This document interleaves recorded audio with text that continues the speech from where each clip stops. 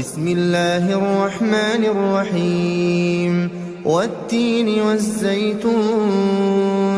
وطور سينين وهذا البلد الأمين لقد خلقنا الإنسان في أحسن تقويم ثم رددناه أسفل سافلين إلا الذين آمنوا وعملوا الصالحات فلهم أجر غير ممنون فما يكذبك بعد بالدين